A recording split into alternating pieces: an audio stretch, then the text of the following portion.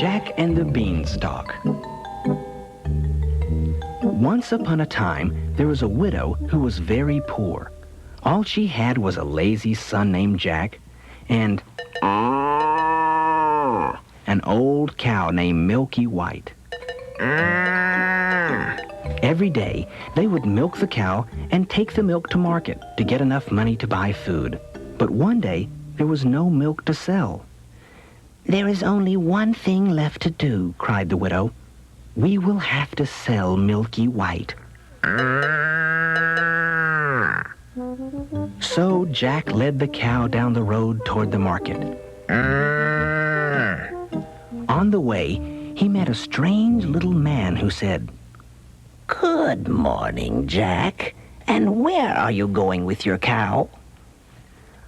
"I'm going to sell her at the market," replied Jack. "Just so," said the strange little man. "But do you know how many beans make 5? Now Jack was as sharp as a needle, so he quickly replied, 2 in each hand and 1 in my mouth." "Just so," said the man. Then he took 5 strange beans from his pocket and said, "And here they are. Now, because you're so sharp, I'll trade you these beans for your cow. Mind you, they're magic beans. If you plant them, they'll grow right up into the sky."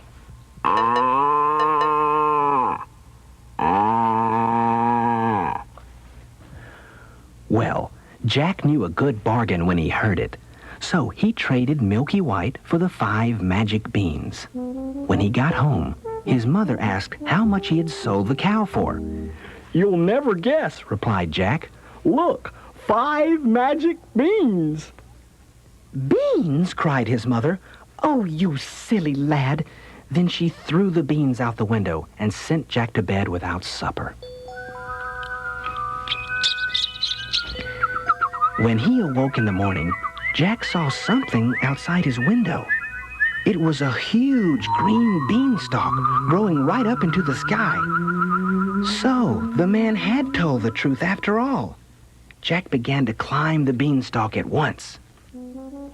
He climbed and he climbed. And he climbed.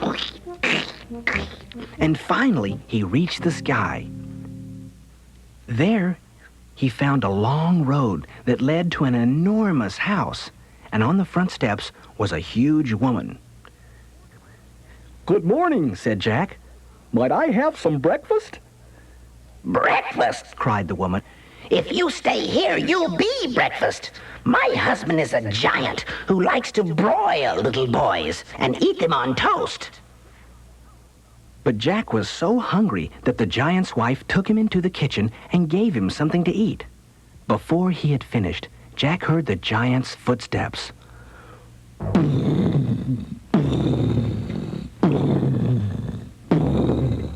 Thump, thump, thump. The whole house seemed to shake. "Quick," said the wife, "hide in here." And she pushed Jack into the oven. Just then, the giant stomped into the kitchen, roaring, "Fee, fi, fo, fum. I smell the blood of an Englishman. Be he alive or be he dead, I'll grind his bones to make my bread." But the giant's wife said, "You just smell the scraps of the boy you had for yesterday's dinner." When the giant had finished his breakfast, he took some bags of gold from a big chest. He set them on the table and began counting. Before long, his head began to nod.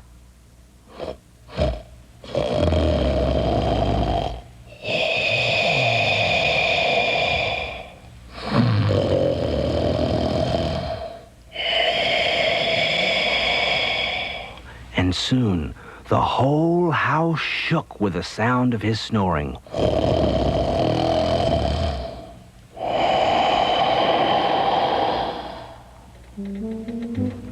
Jack crept out of the oven, seized one of the bags of gold, and fled to the beanstalk.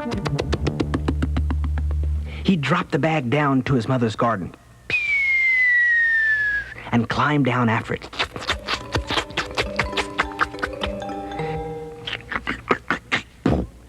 "See, Mother," he said, "they were magic beans after all." And so, for a time, they were able to live comfortably. They bought whatever they needed with the giant's gold.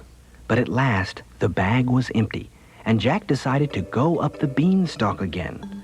So, one morning, he climbed, and he climbed, and he climbed to the top of the beanstalk. Then he went down the road to the big house, where the giant's wife stood at the door. Jack went right up to her and said, "Good morning. Might I have a bite to eat?" Go away, said the woman. If you stay here, my husband will take a bite of you. Then she said, Say, you look like a boy who came here once before. That same day, a bag of gold disappeared. "Maybe I could tell you something about that," replied Jack. "but right now, I'm too hungry to talk about it." Now the giant's wife was curious, and she wanted to hear what Jack had to say. So she took him into the kitchen and gave him some food. Then everything happened just as it had before. The giant came home with a thump, thump, thump, and a fee-fi-fo-fum, and Jack hid inside the oven. Then, after the giant had eaten his breakfast, he roared, "Bring me my hen that lays the golden eggs." And whenever he said, "Lay," the hen laid a beautiful golden egg. Soon,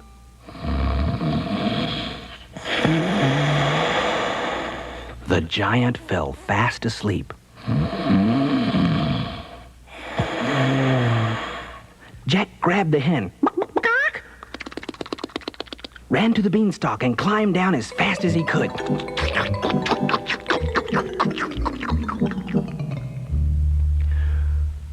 When he got home, he showed the hen to his mother, and whenever he said, "Lay," the hen laid a golden egg. So now Jack and his mother always had plenty of money. But one day, Jack grew restless. So he climbed the beanstalk again. This time, he hid near the giant's house until the giant's wife came out to fetch some water. Then he slipped into the kitchen and hid in a big copper pot. When the giant came in, he roared, "Fee-fi-fo-fum, I smell the blood of an Englishman." It must be that boy who stole your gold and your hen. cried the giant's wife. If it is, he'll be hiding in the oven. They pulled open the oven door, but of course, Jack wasn't there. So the giant sat down to breakfast. And when he had finished, he called for his golden harp. "Sing," he said, and the harp began to sing.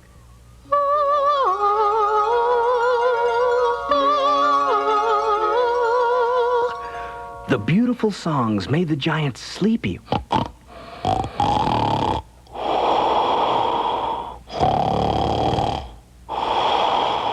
And before long, he was snoring as loud as thunder.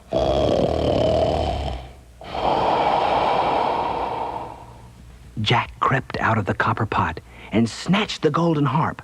But the harp cried out, "Master! Master!" And the giant awoke in a rage.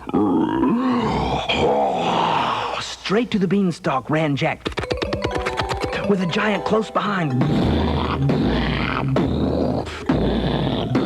Jack jumped onto the beanstalk and started climbing down.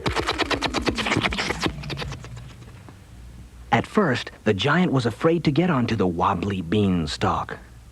But when he heard the harp cry out again, he started down after Jack. The beanstalk began to swing back and forth under the giant's weight.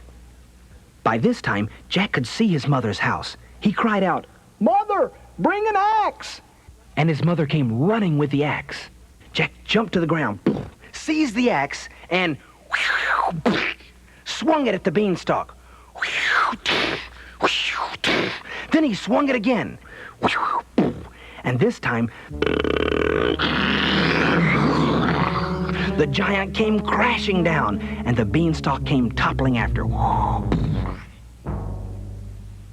Jack showed his mother the golden harp, and whenever they said, "Play," the harp played beautiful music for them. They grew rich from the hen's golden eggs. Jack even married a princess, and they all lived happily ever after. The end.